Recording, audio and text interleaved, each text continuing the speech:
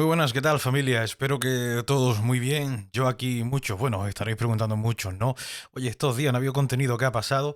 Bueno, estoy dando los últimos coletazos a una gripe que estaba pasando estos días, por eso también la voz puede que la tenga un poco tocadilla. Tengo aquí agua preparada para beber de vez en cuando, porque tengo la garganta un poco caos, sobre todo de la tos.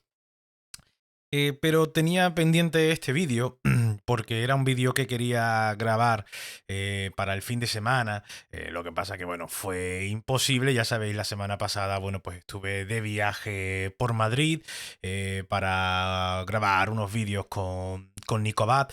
Después, pues, tuve esos vídeos, subí esos vídeos, ¿no? El plan de Mark y la decisión de Peco Bañaya, que por cierto, muchísimas gracias a todos por el apoyo y el cariño que le habéis dado al vídeo de la decisión de Peco Bañella, porque ha funcionado súper bien. Le habéis dado muchísimo amor y bueno, os pido que con este, si queréis, pues hagáis lo mismo, que ayuda muchísimo al canal y a seguir con este proyecto, ¿no?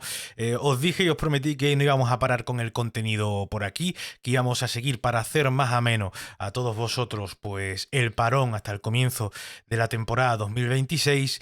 Y bueno, a poco que ya me he podido encontrar un poco mejor, ¿no? De no estar ahí moribundo en la cama. Ya sabéis también lo exagerado que podemos llegar a ser, ¿no? Simplemente con una gripe. Pero sí que es cierto que no estaba realmente para ponerme frente a la cámara y con un micrófono a grabar ningún vídeo.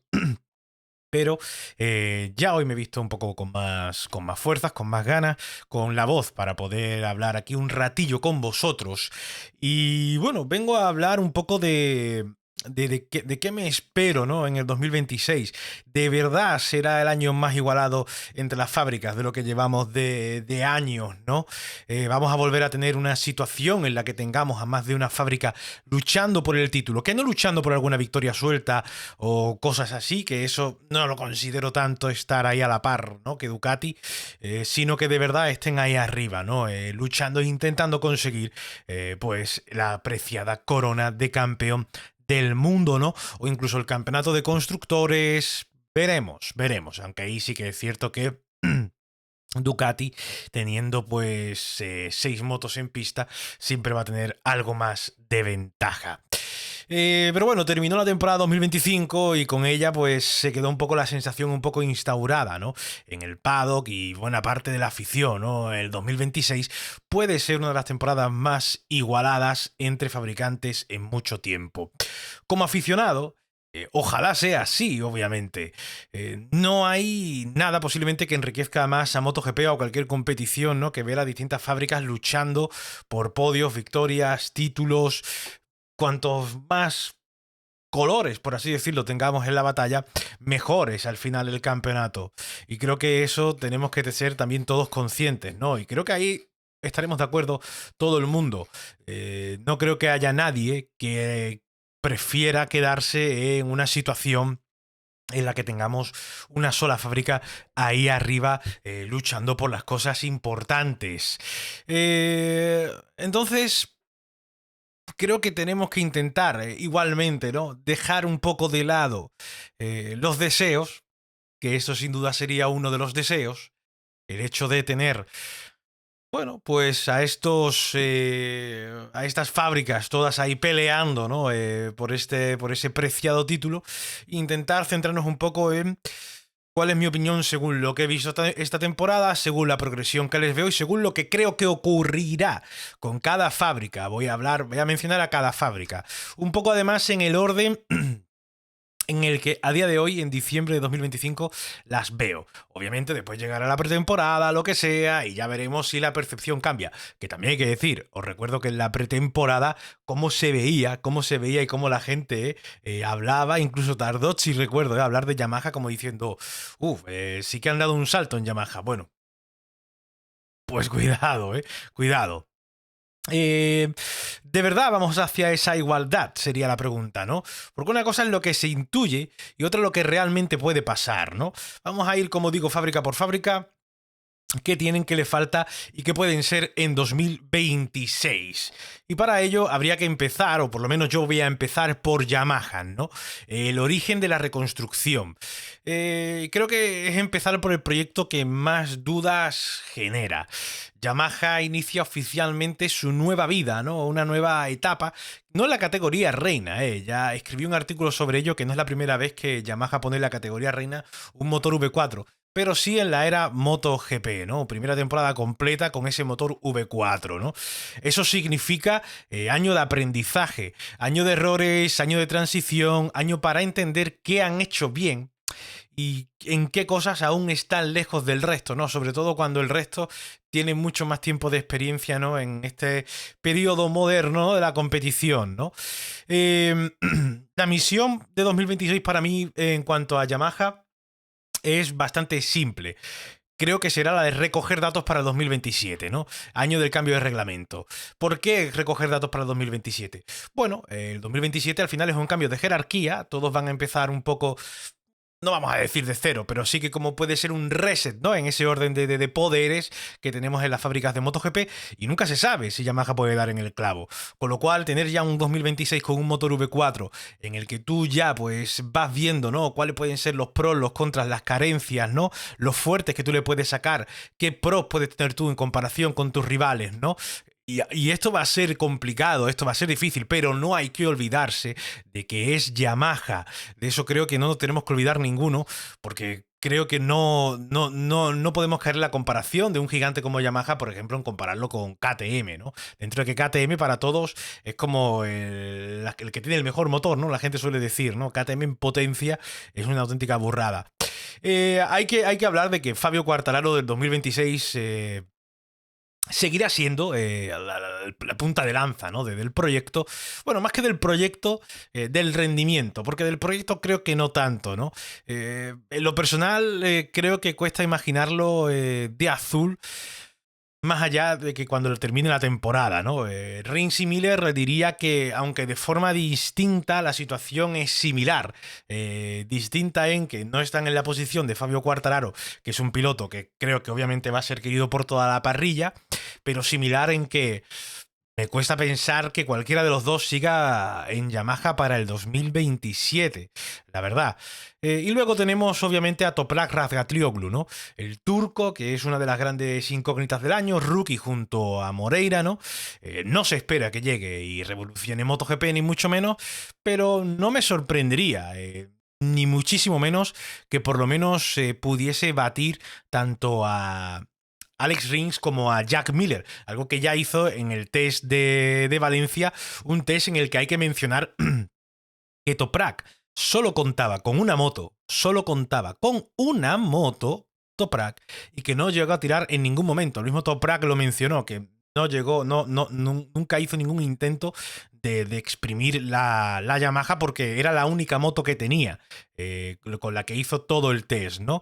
Entonces, bueno, creo que Toprak se puede situar como una sorpresa positiva dentro de un proyecto que necesita obviamente referentes y en el que creo que Yamaha en cierta forma muy probablemente se esté pues mirando, ¿no?, con cierta esperanza el progreso del turco.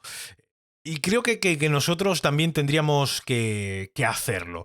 Vuelvo a decir, no creo, para mí personalmente no creo que venga a revolucionar MotoGP Toprak Razgatlioglu. Soy de los que piensa que los pilotos normalmente, si tienen el nivel, acaban llegando, ¿no?, antes a MotoGP, pero estoy viendo lo que ha hecho en Superbikes con esa BMW. Estoy absolutamente abierto a ver que nos sorprenda, ¿no?, Toprak. Yamaha en cierta forma tiene que asumir su realidad, ¿no? Si no son últimos en la clasificación el año que viene, será absolutamente un éxito. La verdad, cualquier resultado por encima de ser el farolillo rojo, creo que se tiene que celebrar como un avance, ¿no? Para ellos, 2026 no es un año para ganar, es un año para aprender a volver a ganar, deberíamos decir con la marca, ¿no?, del diapasón. Así que creo que en esto tenemos que quedarnos en este sentido con Yamaha. Creo que será en el farolillo rojo. Si no está lejos del siguiente, o si la situación es relativamente similar a la de este año.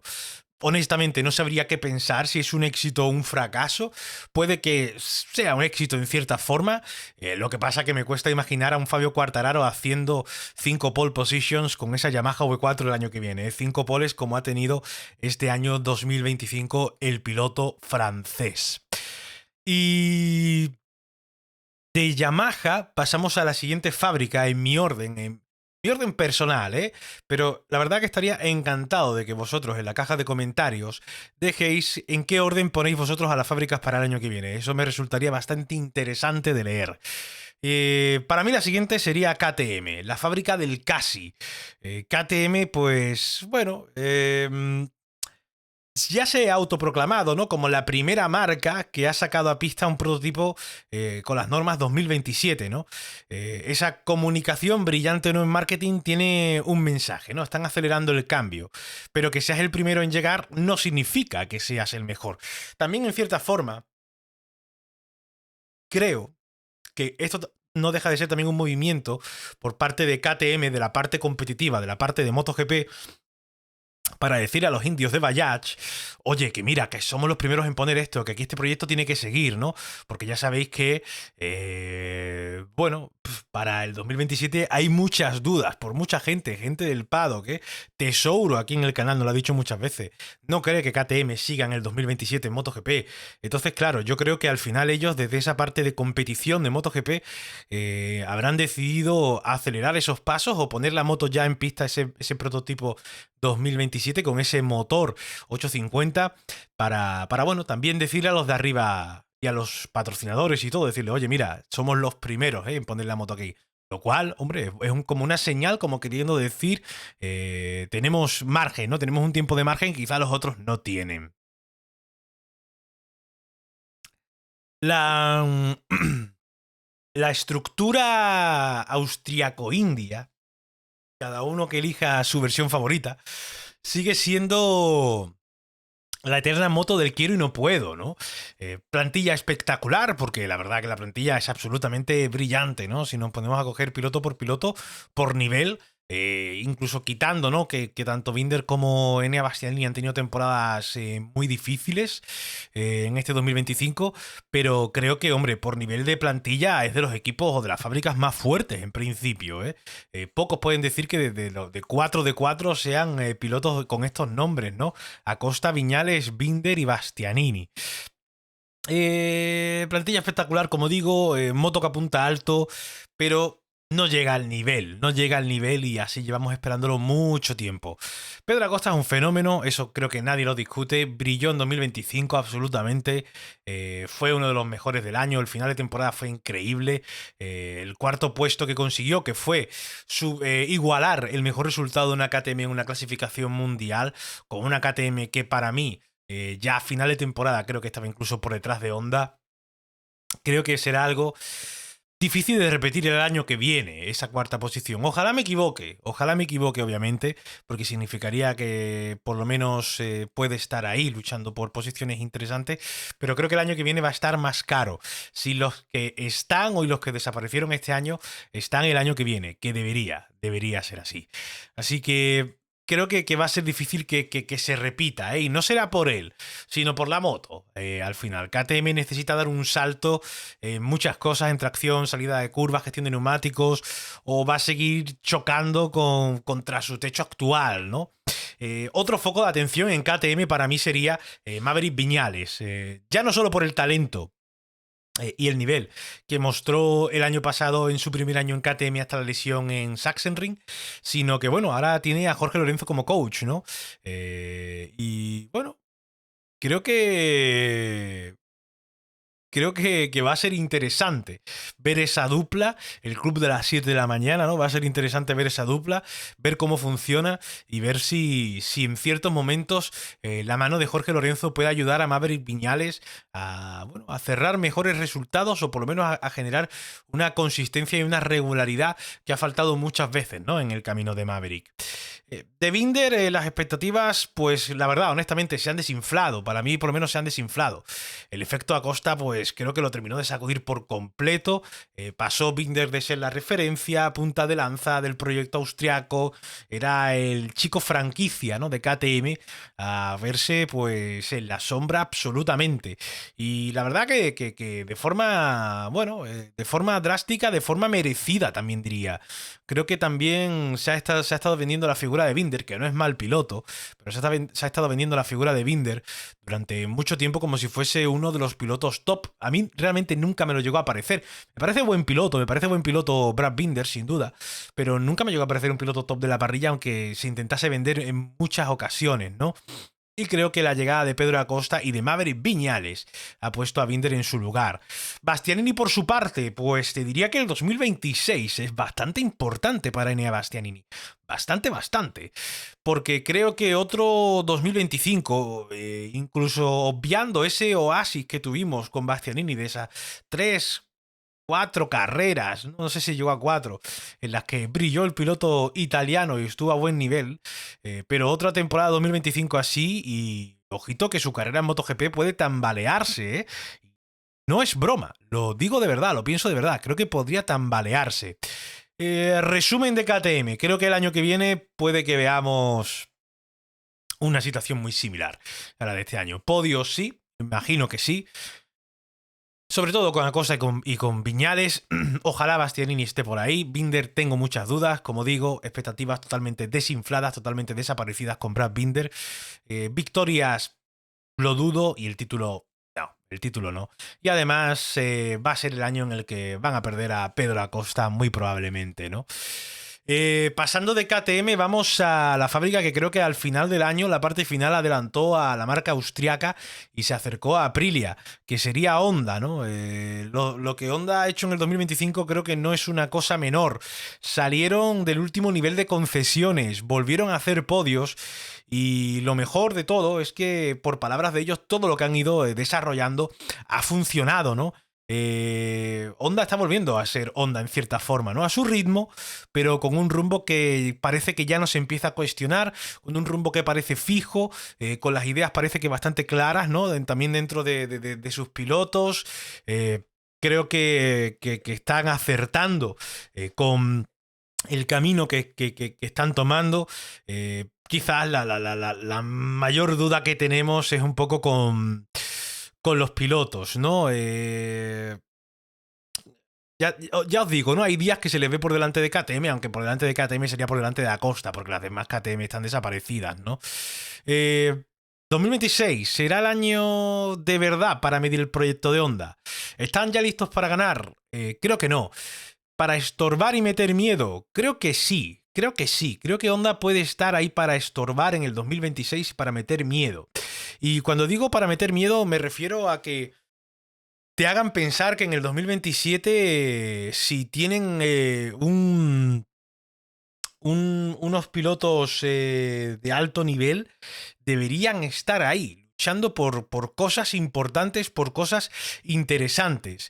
Y además tenemos varias cositas interesantes, que son, por ejemplo, los únicos pilotos de Honda que tienen contrato asegurado en el 27, solo dos del LCR. Son tanto Moreira como Zarco, tanto Mir como Marini. Están a un poco, yo creo, a día de hoy te diría que para mí, enfrentando lo que será su último curso como pilotos oficiales, salvo giro inesperado. Me sorprendería que cualquiera de los dos siguiese en Honda oficial en el 2027, ¿no? Creo que Honda prepara una reestructuración profunda para ese cambio de reglamento y creo que ya están viendo que los pasos hacia una moto competitiva ya se están dando, ya se han dado, está llegando, y creo que lo que empiezan a sentir es que falta un poco piloto, ¿no? Nos faltan pilotos que sean una referencia para conseguir terminar de rematar resultados, ¿no? Si con estos pilotos conseguimos sacar algún podio, rascar algún top 5, top 6, ¿qué haríamos con un piloto de la talla de, pues, un Márquez o lo que sea, ¿no? Y mientras que el proyecto está madurando, aunque en el 27, vuelvo a decir, hay un cambio de jerarquía posiblemente, o no, veremos. Diego Moreira pues está ahí, ¿no? Esperando su momento, contrato un poco blindado por parte de Honda, plan de futuro. El mensaje para mí por parte de Honda es claro, ¿no? Honda creo que tiene bastante claro hacia dónde quiere ir y esta vez parece que el camino tiene sentido. Y ahora tenemos que pasar a la casa de Noale, a Aprilia. Aquí yo diría, es la alternativa real a Ducati. Aprilia sale de 2025 pues crecida y respetada, ¿no? Realmente. Hay quienes dicen que está al nivel ya de Ducati o incluso algunos dicen que está por encima incluso, ¿no? Es una afirmación absolutamente atrevida, aunque podríamos decir que no del todo disparatada, ¿no? Marco Bezzecchi ha cerrado la temporada 2025 como una auténtica bestia, ¿no? 2 victorias consecutivas para completar el año y además con un Raúl Fernández en la última carrera en segunda posición, dejando un doblete en la carrera final que siempre te deja como un buen sabor de boca, ¿no? Antes de irte al descanso de Navidad y ir pensando en la pretemporada, que como digo, siempre está más cerca de lo que pensáis, ¿eh? Ya a partir de, bueno, el mes que viene, en un mes y una semana, estamos ya prácticamente metidos en presentaciones de equipos de MotoGP. O sea que no queda tanto, no queda tantísimo. Eh, Como digo, Marco Bezzecchi, mucha gente lo pone como candidato al título en 2026. Yo no lo descartaría, la verdad. Yo no lo descartaría que pueda ser candidato al título. La cosa es si podrá tener la consistencia para lucharle a un Márquez del que hablaremos ahora, ¿no? Creo que una de las grandes bazas para Aprilia sería la de recuperar a Jorge Martín, ¿no? Campeón del mundo 2024 y tras un 2025 absolutamente de pesadilla. Si consigue volver a su mejor versión, Aprilia podría tener una de las duplas más peligrosas del campeonato.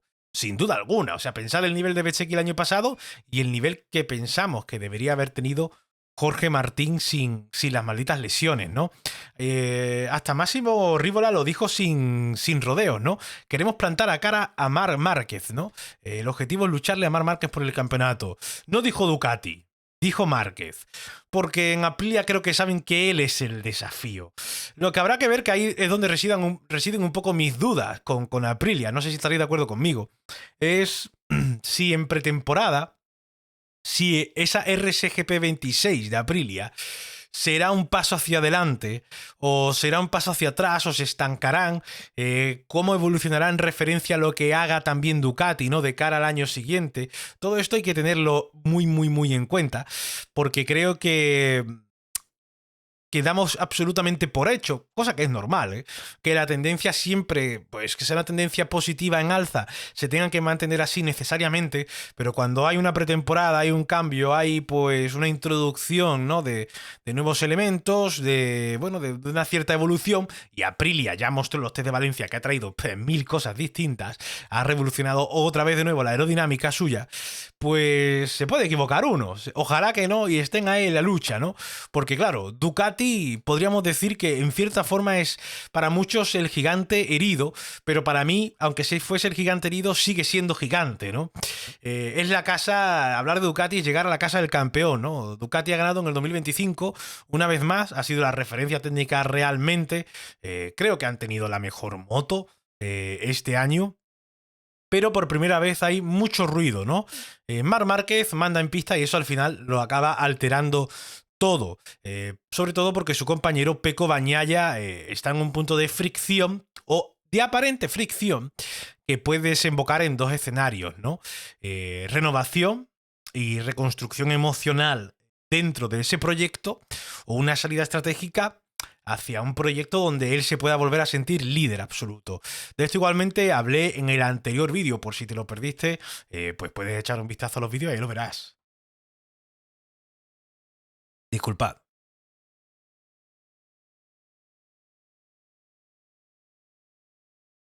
Ducati creo que sabe, ¿no? Necesita, y creo que lo ha dicho por activa y por pasiva, necesita a sus dos pilotos. Necesita tanto a Marc como a Pecco Bagnaia.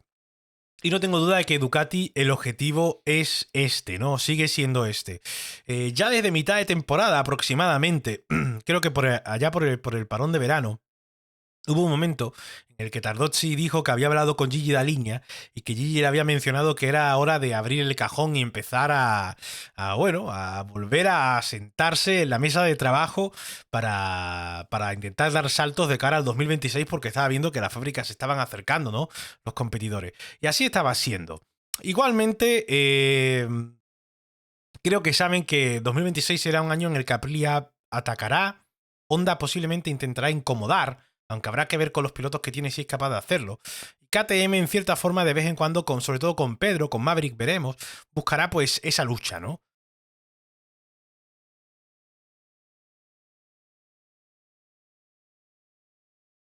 Como digo, creo que el objetivo de Ducati, que hay que recordar, que creo que mucha gente se olvida, lo han ganado todo. Y vuelvo a decir, creo que mucha gente se olvida de esto. Han ganado absolutamente todo este año, incluso el rookie del año lo han ganado. O sea, es que no les ha quedado nada por ganar. El objetivo creo que no es seguir ganando, que también obviamente es seguir ganando, sino es la de intentar que no se le suban a las barbas, ¿no? Intentar no dejar que nadie deje de creer que son muy difíciles de batir, ¿no? Y eso en cierta forma puede ser incluso más difícil que ganar un título, ¿no? Así que creo que Ducati, en cierta forma, si tiene a Pecco Bagnaia al nivel al que debería estar Pecco, al final tienes que sumar a un piloto más que debería estar ahí luchando pues por victorias y por podios todos los fines de semana, ¿no? Igual que pienso que Aprilia, si tiene a Jorge Martín en forma, debería ser así también. Aunque creo que Jorge Martín tiene mucho trabajo por delante, porque tiene mucho terreno perdido con Marco Bezzecchi. Marc Márquez es el arma, ¿no? Definitiva que tiene Ducati en caso de que se iguale todo mucho. Sabes que si tú a Marc le das una moto que tenga potencial, ¿no? Para luchar por el título, pues posiblemente te lo acabe ganando. Porque al final, a lo largo de una temporada, 22 carreras, 22 grandes premios, mejor dicho, 44 carreras. A nivel regularidad, dudo que haya un piloto que esté al nivel de Marc Márquez. Y eso es donde realmente puedes marcar las diferencias, ¿no? Conclusión. Igualdad. Sí, pero creo que aún sigue habiendo una jerarquía ciertamente clara, ¿no? 2026 puede ser un año más igualado, más marcas arriba, más circuitos donde, bueno, no se repitan ciertos patrones, más pilotos fuera de la zona Ducati, ¿no? Que estén luchando por cosas interesantes, pero creo que a día de hoy sigo pensando, mejor dicho, que la realidad sigue siendo que Ducati está un paso por encima del resto. Aprilia está a un nivel mucho más serio y creo que es ahora mismo la competencia directa de Ducati. Creo que Honda puede sorprender a más de uno. Incluso creo que Honda este año podría haber conseguido más podios, quizás con algún otro piloto. Opinión personal, me puedo equivocar, pero es lo que creo. KTM creo que necesita crecer, donde más duele, es más difícil, y además su situación siendo una gran incógnita ese 2027 no ayuda, y Yamaha pues está en una reconstrucción total, ¿no? Con lo cual hay poco que exigirle más allá de, bueno, lo que nos puede a nosotros pues motivar el ver qué puede hacer Toprak o cuál va a ser la decisión de Fabio Quartararo. Todo eso será muy muy interesante. Así que sí, podemos tener igualdad en batallas, en carreras sueltas, en fines de semana locos. Pero cuando llegue la hora de la verdad, creo que aún la referencia y el campeonato va a seguir pasando por Ducati y por Marc Márquez. Y bueno, en cierta forma, os digo una cosa. Esto para el resto no es una mala noticia en el sentido de que si el favorito es tan fuerte, el mérito de quien consiga derrotarlo pues se agrandece, ¿no?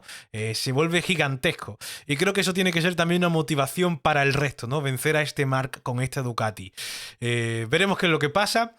Creo que más o menos he dado un poco mi opinión de lo que pienso de cada fábrica, de si puede llegar ese cambio, ¿no? El cambio, ¿no? Como algunos dicen por redes. Creo que no va a ser tanto así, ojalá, creo que sí que puede que tengamos un poco más de igualdad en el 2026, pero creo que Ducati seguirá un paso por encima, un pasito por delante, y creo que sobre todo teniendo a Marc Márquez ahí, a poco que estés muy igualado con el resto de rivales, Marc por lo general va a seguir marcando la diferencia. En fin, familia, muchas gracias a todos como siempre por ver este vídeo y nada, espero que le deis like, que le deis al botón del hype, que ayuda muchísimo, y que si no estás suscrito, te suscribas, que también ayuda mucho a seguir creciendo en este proyecto. Mil gracias a todos, y como decía los celtas cortos, nos vemos en los bares. Chao.